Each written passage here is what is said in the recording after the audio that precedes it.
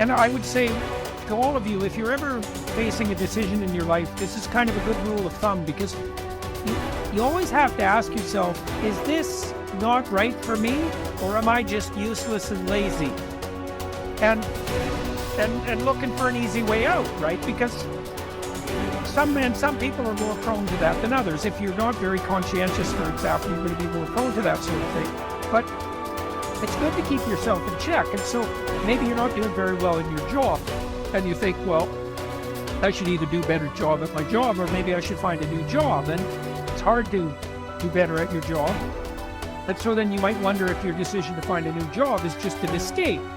Do you have a better plan? And if the answer is no, well, that's not a very good plan.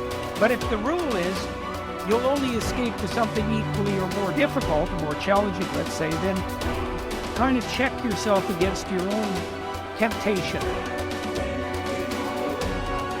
You will never win at the highest level until you can hold two competing ideas in your head. And here are the two ideas. Idea number one, this is going to take me 10 years. Idea number two, I'm going to make it happen today. And I'm going to ask myself every day, why didn't it happen today? What thing did I not do? What skill set am I missing? What am I going to have to do? What's the next massive leap forward? But it's going to take 10 years and only actually going to happen for me if I'm going all out every day, like it has to happen right now. I and other successful people wake up every day doing the same thing, fighting back against the distractions, the fears, the doubts. And we learn over time, we build into a habit to spend more time having control instead of more time being out of control. Every day is an opportunity for you to start taking control of your life. The first step. Don't be anxious. The second step. Concentrate on what you have to do. Fix your eyes on it. Remind yourself that your task is to be a good human being. Then do it without hesitation. There are few people who have decided within themselves, I've got what it takes to make it. They're not afraid about tomorrow because of how they see themselves, because of what they feel that they deserve, because of what they feel that they can create for themselves. Because these people have decided, as they look at the future, as they look at themselves, there's a way. Where there's a will, there's a way for me. You begin to create a way out of no way. And when you have that kind of consciousness, when you have that kind of spirit, nothing can stop you. Nothing.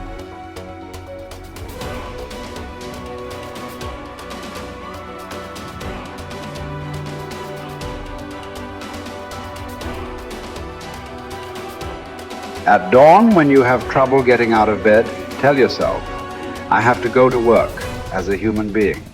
What do I have to complain of if I'm going to do what I was born for, the things I was brought into the world to do, or is this what I was created for, to huddle under the blankets and stay warm? So you were born to feel nice. Instead of doing things and experiencing them, don't you see the plants, the birds, the ants and spiders and bees going about their individual tasks, putting the world in order as best they can? And you're not willing to do your job as a human being? Why aren't you running to do what your nature demands?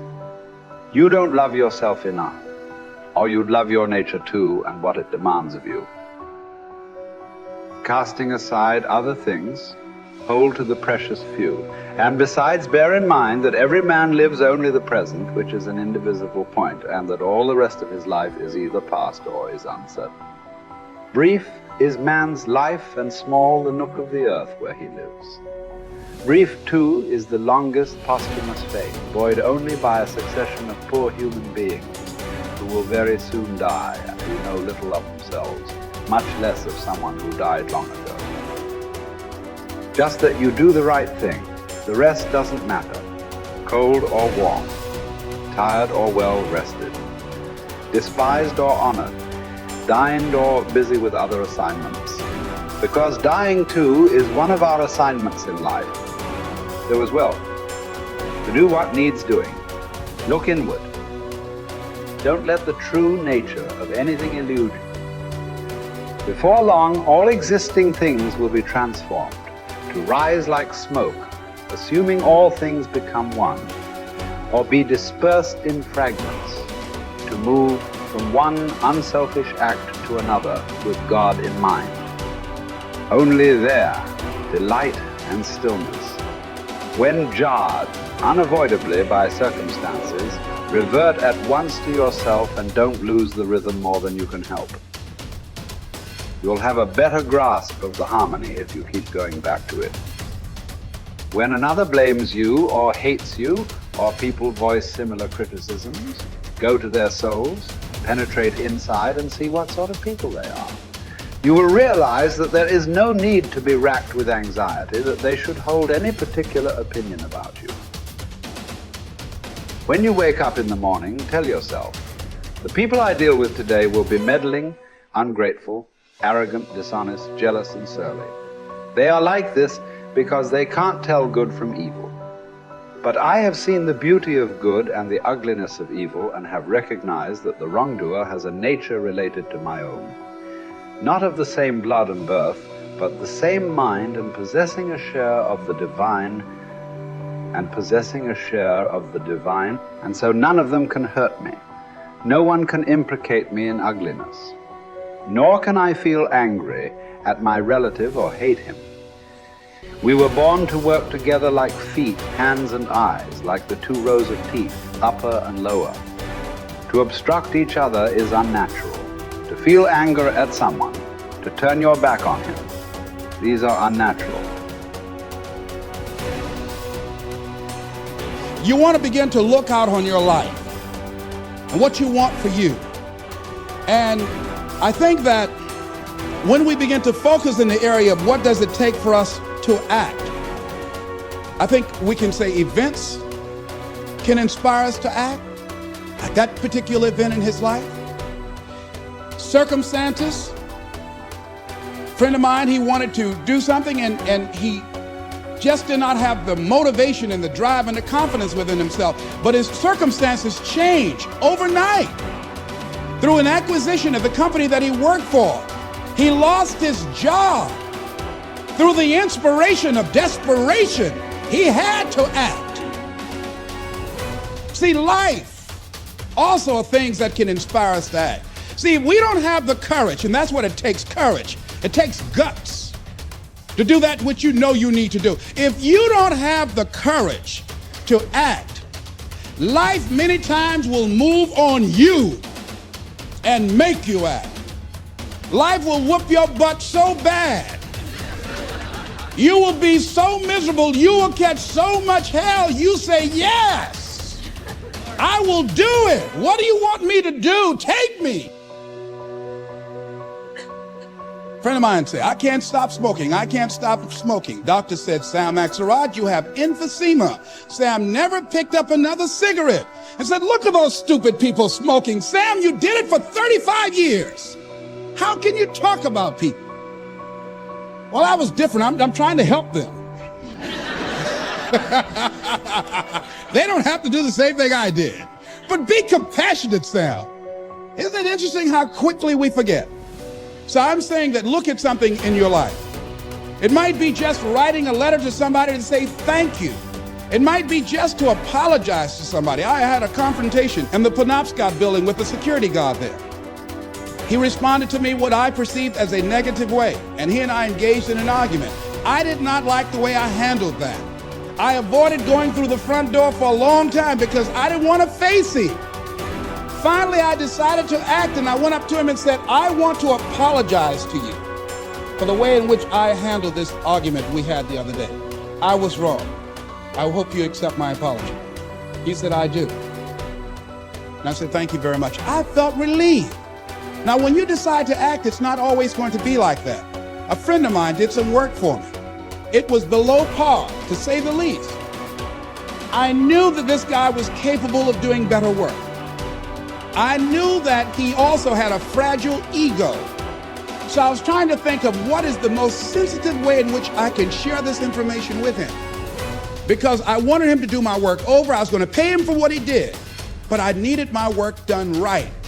But I was afraid that I would hurt his feelings. I was very, very meticulous in how I approached him. And I said, let me share this with you. You know I care about you, and that you're a very talented and gifted person. And you and I both know that what you have given me is not a true reflection of your talents and abilities. And I'm saying, let's go back in the studio and do this again. And he said to me, I'm going to forget you ever said that. I was wiped out. He never spoke to me again. Now, when you decide to act, you're going to have some people like that. We're no longer friends. I lost sleep over that, ladies and gentlemen. I said, I can't believe that. I remember sitting up one night looking at the phone. I said, I gotta call him. He said, no. And I said, no, forget that. I called, man, look here, we've been knowing each other for too long to allow this to come between us. He said, don't call me anymore, and hung up. And then I wanted to think about what can I do to make it up to him? And then something came to me, Les, what do you have to prove? See, many things we don't do is because of the fact we want people to like us. There's some necessary losses in life. When you decide acting in your best interest, you're going to lose some friends. Everybody's not going to approve of you. There's some people that won't like you. Who do you think you are? You're arrogant. What do you think you can do? You think you can get away with that? You're selfish. Thanks, I got that. It's my life. And so what I'm saying to you is that as you begin to look out on your life, this is challenging. This is not easy acting. So what are the things that we can begin to do to harness our will? Number one, you've got to bring it out and look at it. You've got to take the power out of it. You've got to expose it to the truth. And the truth is that it has no power over you. So write down something you want to act on, but for some reason that you've been holding back, and look at it. The next thing is, ask yourself the question, is it helping you to continue to put it off? If it's an asset for you to continue to procrastinate, then continue to do that.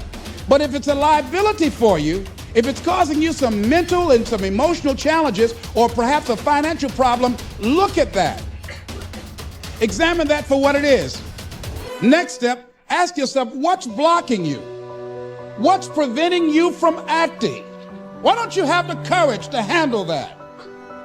Why won't you face that? What are you running away from? What kind of avoidance behavior are you engaged in? Next is, what is the worst thing that can happen when you take action? So I looked at that and I said, what's the worst thing can happen when I tell him this? He can say, I don't like you. And he did.